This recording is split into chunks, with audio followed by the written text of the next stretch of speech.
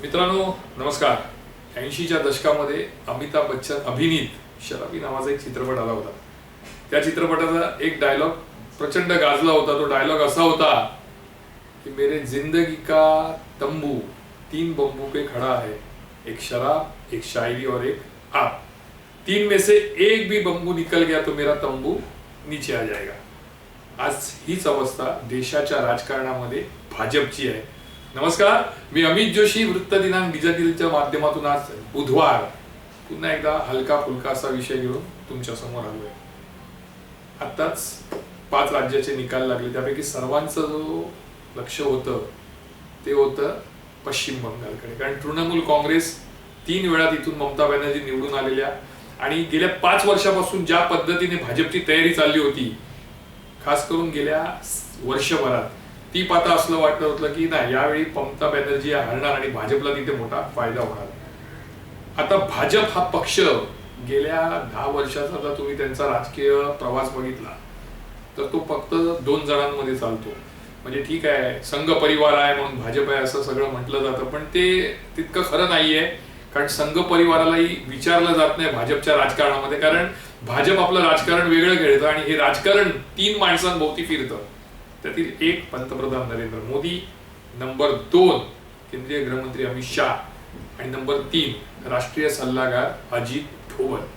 असं म्हटलं की अजित डोभाल हे देखील पंतप्रधान आणि शहाना चालवतात फिरवतात तर चुकीचं ठरणार नाही, कारण संपूर्ण जनतेला माहिती आहे.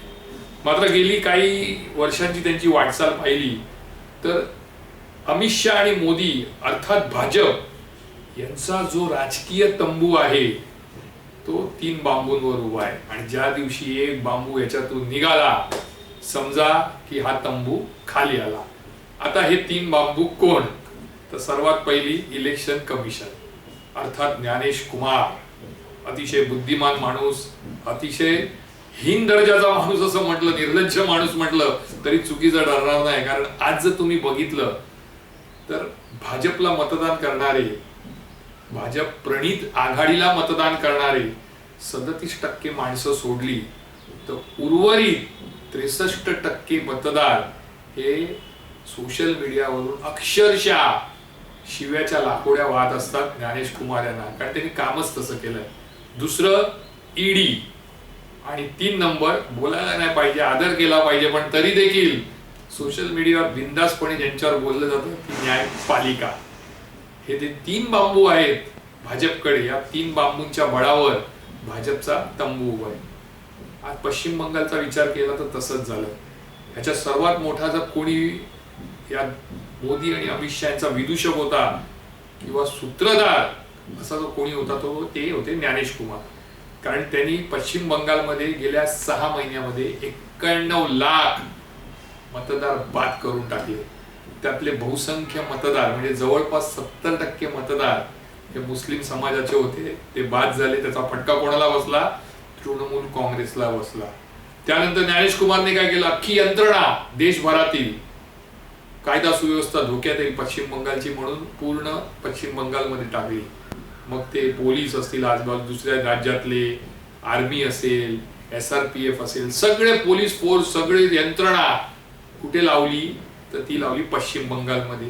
त्या ठिकाणी सर्वात जास्त त्रास या यंत्रणांनी कोणाला दिला? तर तो दिला तृणमूल काँग्रेस किंवा विरोधी पक्षाला, आणि भाजपला पूर्णपणे सहकार्य केलं.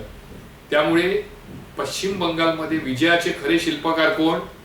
तर ते आहेत ज्ञानेश कुमार अर्थात इलेक्शन कमिशन. म्हणजे एक बांबू हा झाला. हा बांबू केवळ पश्चिम बंगालमध्ये गाडून नाही बसलाय तर देशाच्या विविध भागामध्ये त्यांचं तेच चाललंय. बिहारमध्ये त्यांनी तेच केलं, इतर राज्यामध्ये ते तेच करणार. कारण बोले तैसा चाले, त्याचं नाव ज्ञानेश कुमार. त्यामुळे ज्ञानेश कुमारच्या बद्दल कोणाच्या मनात आपुलकी नाही, आदर नाही, भाजपचे समर्थक सोडून. म्हणजे हा झाला एक बांबू. आता येऊया दुसऱ्या बांबूकडे. दुसरा बांबू म्हणजे ईडी. ईडीने संपूर्ण देशाची वाट लावली. म्हणजे एखाद्याने तक्रार करायची, ईडीने नोटीस पाठवायची, त्या नेत्याला त्याला बोलवायचं, त्याची चौकशी करायची, त्याला मस्त स्वच्छ करायचं आणि त्याला टाकायचं वॉशिंग मशीन मध्ये भाजप त्याला पूर्ण साफ करणार आणि स्वतःच्या पक्षात घेणार, स्वतःच्या मांडीवर बसवणार. हे गेल्या 5 वर्षामध्ये संपूर्ण देशात बघितले. प्रत्येक राजकीय पक्ष जे विरोधी आहेत त्यांच्या नेत्यांचे हेच हाल झाले. अगदी सुदेंद्रू जे आहेत, ज्यांचं नाव घेतलं जातं पश्चिम बंगालमध्ये, की जे भाजपचे सगळं सर्व आहे, त्यांच्यावर देखील शारदा चिट फंड प्रकरणी याच भाजपने आरोप केला होता. त्यामुळे ईडी काय करते, सावज टिपते, घेते, शिकार टिपली की ती भाजपच्या पुढ्यात आणून सोडते. हेच काम गेल्या 5 वर्षात ईडीने केलेलं आहे. महाराष्ट्रासारख्या ठिकाणी देखील ईडीने हेच काम केलं. विरोधी पक्षाचे म्हणजे त्यावेळी सत्ताधारी असलेल्या अनेकांना नोटीस पाठवल्या, अनेकांना चौकशीला बोलवलं, पण एकावरही कारवाई केली नाही. कारण हे सर्वजण जाऊन मांडीवर बसले भाजपच्या. त्यामुळे दुसरा बांबू कोण, तर ईडी. आता येऊया तिसऱ्या बांबूकडे. तिसरा बांबू एवढ्या ठिकाणी म्हटलं नाही पाहिजे, कारण शेवटी न्यायपालिकेचा आदर केला पाहिजे. पण काय असतं की शेवटी लोकशाही आहे, बोलण्याची लोक घाबरतात न्यायपालिकेच्या विरोधात बोलायला. कारण बोललं तर मग शिक्षा होणार, सुमोटो न्यायमूर्ती स्वतः दाखल करून घेणार, पोलीस येणार, त्या लोक घाबरतात. पण आता परिस्थिती अशी की हळूहळू लोक बोलायला लागले, न्यायपालिकेवर अविश्वास दाखवायला लागले. अगदी महाराष्ट्राचं तुम्ही उदाहरण घ्या. 3 वर्षापासून हे प्रकरण चालू आहे. तारीख पे तारीख हे जीवदान दिलंय त्यांनी महायुतीला म्हणा, त्यापेक्षाही शिंदेच्या शिवसेनेला. जर तेव्हाच निकाल दिला असता तर चित्र काहीतरी वेगळं असतं, लोकसभेचं, विधानसभेचं, पालिकेचं. पण ज्यांच्या डोक्यावर हात सुप्रीम कोर्टाचा असेल किंवा कोर्टाचा असेल, त्याचं कोण काय बिघडवू शकतं, लोक काय करणार, लोक काय बोलणार, निषेध करण्यापलीकडे काहीच करू शकत नाही. आणि म्हणून हा तिसरा बांबू आहे. तुम्ही अगदी पश्चिम बंगालमध्ये जरी बघाल तरी 27 लाख मतदार हे योग्य आहे असं सांगून सुप्रीम कोर्टामध्ये धाव घेतली होती शेवटच्या श्रेणी.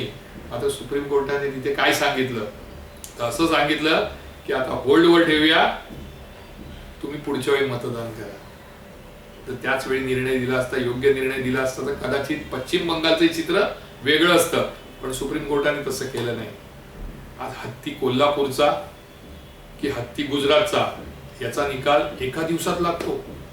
पण ज्या राजकीय घटना आहेत किंवा विरोधी पक्ष जेव्हा जातात तेव्हा मग तारीख पे तारीख मिळते.